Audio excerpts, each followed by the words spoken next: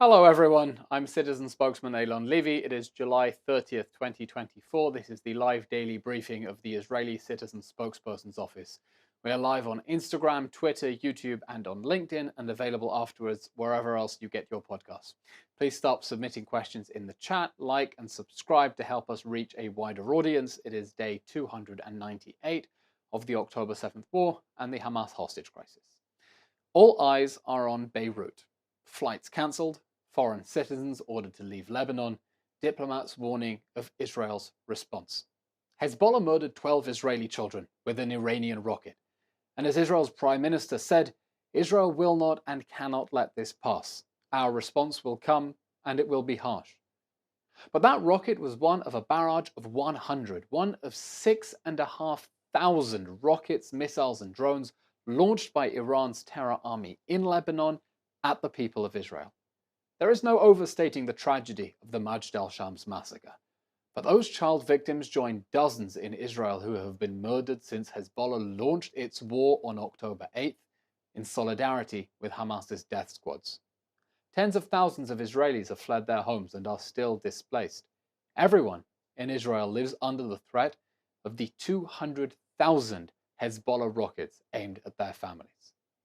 Israel and Hezbollah are on the brink of a potentially catastrophic escalation because the world has failed to stop Iran's proxy army in 10 months of constant attacks on Israel. Whatever happens next, it won't be the end if Hezbollah and Iran's other proxy armies continue their war on 7 fronts, which is exactly what Iran says they will do. Iran's new president, Masoud Pezeshkian, met with Hezbollah's number 2, as well as the head of Palestinian Islamic Jihad and the leadership of Hamas, all of whom took part in the October 7th massacre. He pledged that supporting these proxy armies is, and I quote, a legitimate duty and one of Iran's basic policies. Pezeshkian also threatened serious consequences if Israel acted to stop Hezbollah's attacks against its people. Iran wants to destroy Israel. October 7th was the opening shot of a regional war on 7 fronts led by a terrorist regime pursuing nuclear weapons. And on the way to destroying Israel, Iran will burn Gaza, burn Lebanon, burn Yemen, just as they did to Syria and Iraq. Iran's axis of terror will not stop unless it is stopped. The world needs to act now to contain Iran's aggression. Israel wants peace with Lebanon, but we're not going to allow it to export Iran's bloody war against us.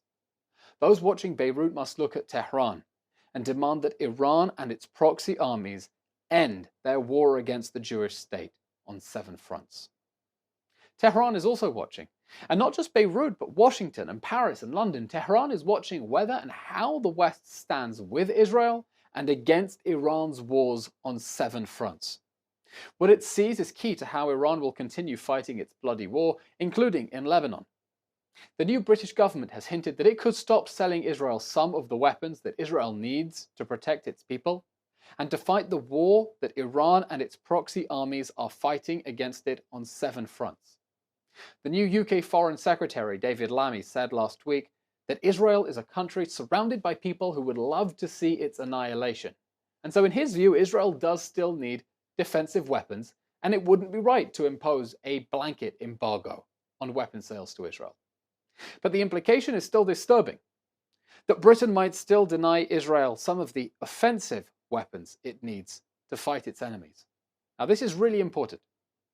Israel's allies know that it is fighting for its life against Iran and its proxy armies on 7 fronts, against people who seek its annihilation.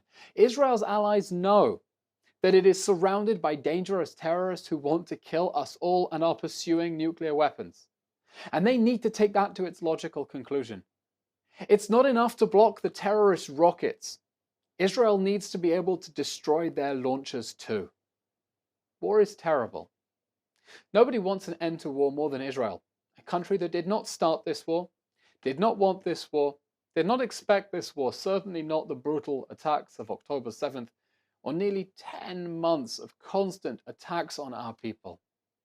Denying Israel the tools it needs to destroy the enemies who want to annihilate it will not bring peace. When Iran sees Israel's allies denying its support, it sees a green light for Hezbollah, the Houthis, Hamas, and their other proxy armies to keep trying to murder people in Israel. Rockets and drones got through Israel's defenses these last weeks, with a bloody, tragic cost in innocent lives. Does the West want Iran to try again? Iran is attacking Israel through its proxy armies and threatening destruction if Israel defends its people. If the West wants to end Iran's war because Iran is an enemy of the West, an enemy of the free world, an enemy of all democracies, then Western countries must back Israel in containing Iran's aggression and make sure that Iran sees clearly where they stand. We'll now take some questions. Just a word for those asking how you can help us. Please go into the links in the description wherever you are watching, and in the link in bio on our social media accounts. There will be a link to the JGive charity campaign where we warmly invite you to contribute to the Israeli Citizen Spokespersons Office. Those donations are critical for us to be able to continue the fight. And please also sign up to our email list. I promise that we won't spam you, but we do want to build a community of people who are committed to helping share the truth and help Israel fight against its enemies in the information war. So we'll now take some questions from our audience watching live on social media. Please submit questions wherever you are watching. First question today comes from Golda Schmidt, who asks on Instagram, do you think a diplomatic solution is possible in northern Israel? Golda, we definitely hope that a diplomatic solution is possible to get Hezbollah away from the border, because if Hezbollah does not back away, Israel is going to have to push it away. Israel wants to push Hezbollah away from the border to stop the constant rockets on northern Israel, but more importantly, so people can go home safely without fearing another October 7th style massacre and hostage-taking event just like happened in Gaza on October 7th.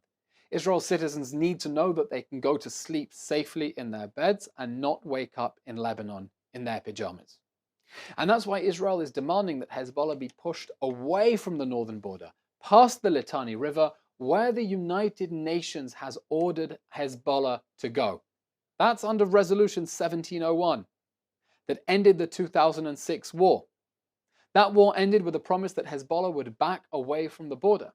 And all Israel is asking for now is the implementation of a UN Security Council resolution. Now, this isn't going to happen if countries around the world continue to tell Israel to exercise restraint and not to retaliate after Hezbollah murdered 12 Israeli children. It will only happen if there is a serious threat of an Israeli military response, because that's creating pressure inside Lebanon, where the Lebanese people are going to Hezbollah and saying, what the hell do you think you're doing attacking Israel from southern Lebanon? Get away from the border. We don't want a war. So if there is any hope for a diplomatic resolution, it's going to be by putting more pressure on Hezbollah to back away from the border. Because we don't want to see a war, but we need to get our people safely back to their homes. We need to end the war that Hezbollah declared against us on October 8th, one way or another. A question coming in from a number of our viewers effectively asking, is there any effort by the international community to sanction Lebanon for harboring Hezbollah? The short answer is no. And I'll tell you, it's been frankly quite frustrating to see the media coverage in recent days that seems to suggest that the rockets are falling out of the sky or coming from nowhere, instead of pointing the finger at Hezbollah and at the Lebanese state. I feel sorry for the Lebanese people because their country has been destroyed by Iran. Hezbollah has taken over Lebanon like a cancer. But Israel needs to hold the Lebanese state responsible for acts of aggression emanating from its soil. And we need allies around the world to demand that Lebanon order Hezbollah to retreat from the border and exercise sovereignty in areas within the Lebanese state, because those attacks will not be tolerated anymore. It's not enough to try to sanction Lebanon. It's a poor state that has itself been taken over by Hezbollah. we need tough sanctions on Iran. Hezbollah is an Iranian proxy army. It is funded by Iran. It is funded by sanctions relief on Iran that has allowed Iran to become the region's dominant power, even though that's exactly what supporters of the nuclear deal said would not happen if they sent more money to Iran. So we need world leaders to put more pressure on Iran, more sanctions on Iran to choke off the funding that they are giving to their terrorist armies, not only Hezbollah in Lebanon, also Hamas and Islamic Jihad in Gaza, the Houthis in Yemen, and the militias in Syria, Iraq, and the West Bank as well.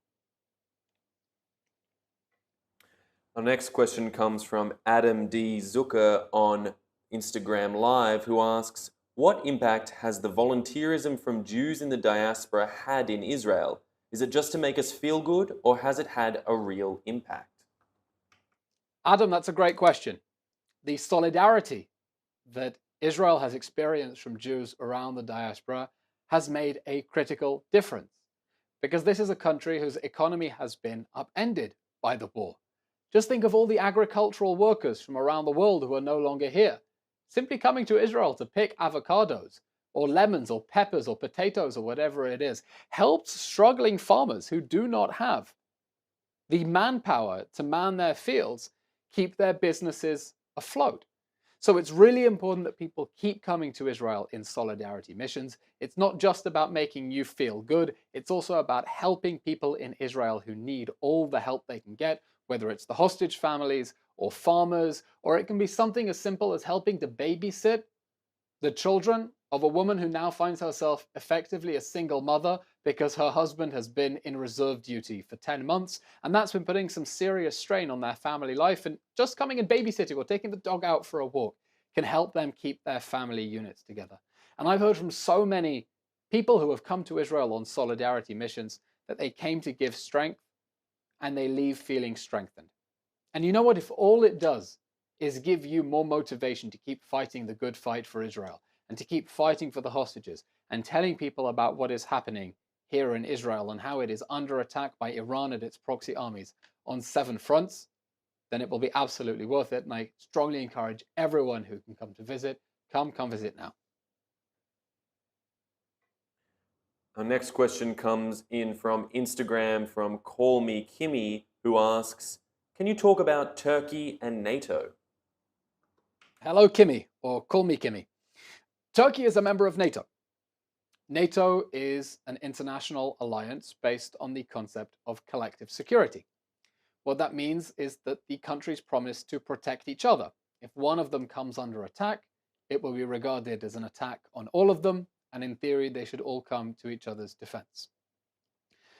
Turkey is the biggest army in NATO after the United States, but it is a deeply problematic country. Just yesterday, Turkey's President Erdogan threatened Israel with an invasion, no less.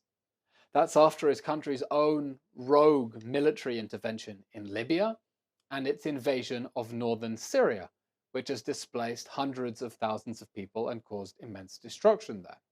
Israel's foreign minister has demanded that Turkey be kicked out of NATO, that it is unacceptable for the United States and France and Britain and other Western countries to be in a collective security pact together with a country that is threatening Israel with an invasion. And it's important to understand that Turkey is a deeply problematic actor that is not strengthening regional security in the region, but is instead actively hosting Hamas's leaders, treating wounded Hamas fighters in its hospitals, and now threatening to join the war that Iran and its proxy armies are waging against Israel on 7 fronts. And outrageous statements like this by Turkey's leader cannot go unanswered by the international community, or his threats will only escalate. And the more countries he threatens to attack, the weaker NATO will be.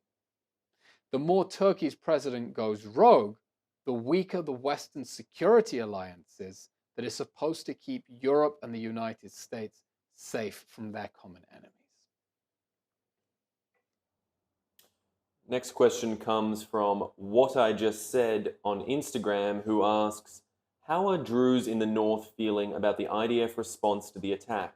Are they satisfied or still threaten to take matters into their own hands? The Druze in the north are rightly furious that 12 children were murdered by an Iranian rocket fired by Iran's proxy army in Lebanon. But Israel's response has not yet come. There has been a back and forth. There have been sirens in the north. Israel has attacked certain Hezbollah targets in Lebanon, but this event is not over. After a drone managed to enter Tel Aviv from Yemen and killed one of my neighbors in Tel Aviv, Israel sent warplanes all the way to Yemen and bombed the port of Hodeidah, where the Houthis had terrorist infrastructure. Israel is now vowing that there will be a serious response to Hezbollah, but that has not come yet. And as we said in today's briefing, other countries are already warning citizens to leave Lebanon, and flights have been cancelled because of the expectation that Israel will need to retaliate in a significant manner in order to send a very clear message to Hezbollah that no one gets to murder Israeli children and get away with it. And last question for today comes from Jared Ha on Instagram, who asks, how do you explain the headlines about rockets falling out of the sky from the direction of Lebanon without pointing at Hezbollah? Jared, that's an excellent question. It really is an excellent question, why media outlets around the world can't point the finger firmly at Hezbollah. And I think it has to do with the fact that many governments around the world aren't pointing the finger clearly at Hezbollah. You know, the British Foreign Secretary was right to say that Israel is surrounded by enemies that want its annihilation. Name them. Go tell your governments, go tell your leaders that they need to name and shame Iran and Hezbollah and not be afraid of confronting them and saying, you must stop your aggression against Israel because you are dragging the Middle East into a war. But if that's not the message that we're hearing from world leaders, then it's not the message we're going to hear from the media, when unfortunately many have already fallen in a pattern of trying to present things as if Israel is to blame for everything that's wrong in the Middle East, instead of understanding that it is responding to serious, sustained aggression by its enemies on 7 different fronts. Okay, that's all we have time for today. Thank you very much, everyone. Please follow on all the social media platforms. If you're watching on Instagram, follow us on Twitter. If you're following on LinkedIn, follow on YouTube. Please remember, we are also available in podcast format. So if you're not watching live, please download the podcast, send it to your friends, family, so they can listen on the train on the way to work or while they're driving. Give us 10 minutes of your time, no more, each day, so we can arm you with the information and the sound bites and the talking points that you need in order to keep telling the truth and fighting for Israel as it comes under attack by Iran and its proxy armies on 7 fronts. And of course, keep fighting for the freedom of the hostages still trapped in the Hamas terror dungeons. Thank you very much, everyone. We'll be back tomorrow. Thank you.